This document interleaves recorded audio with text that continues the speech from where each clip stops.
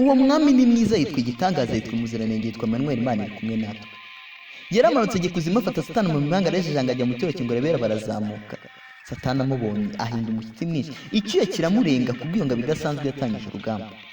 Uti byagenze bityo ndati bidasanzwe ko izi dutuye dutuna tutayizi tuyimicumbi iwacu uboshye nyir'igicumuro. Rya munsi utangaje inama birabaye, abera bahurira hamwe nyir'ijambo aterura ijambo. Ti mbese ninde dutumye gucungura inshuti yacu ko yanze ikaba igicumuro?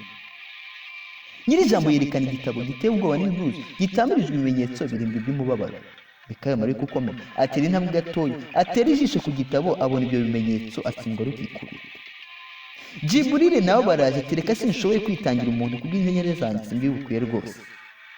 Yohana wari ipatimo yitegereje ibibaye, bimutera ishavu ryinshi, amarira yuzura amaso kubw'umubabaro mwinshi waruje ku isi dutuye.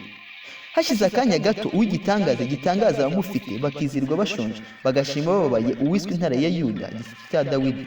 Abaratambutse atambuka gitore atora gutyo gitabo. Akimena icya nyuma ndavuga ikimenyetso, ijuru ryose ryatuza nk'ikiye gisaha, uwo mwami tumushime.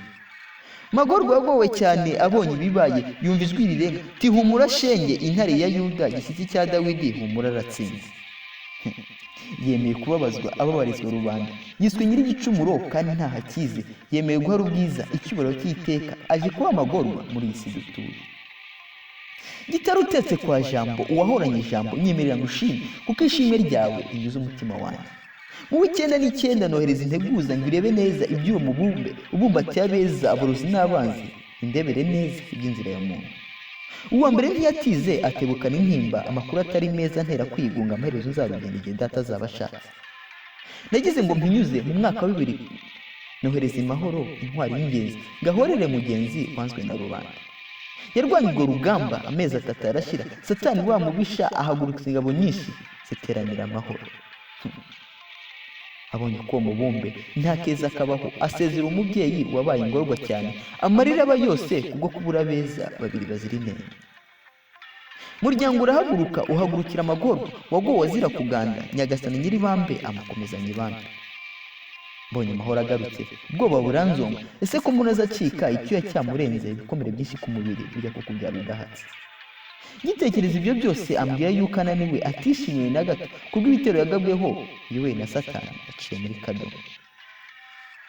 Mwaka wa 2002 nagize ngo ngende mbanza kubira ikaze 12 mfunzwe, ubwo nari ndinzwe cyane, Satani ashaka kundenza inkombe nkagwa mu ruzi. Ubwo ari kumbohoza arwana urwo rugamba, uwaje kumukambwe acyaha icyo kigenge kigenda nka nyombere, Satani akazumurera. Gusenga ngenda bikunda, burya byemera byinshi, si yacu mba ndayitashye, mubyeyi maze aratwenga, gutwenga byemera intimba. Urugamba sinarugwanye, yewe sinankuru nziza, rubasha yarurwanye, niyo mpamvu ntero intero nshima gitare cyanjye, kindebera umunsi kira. Warakoze ndara.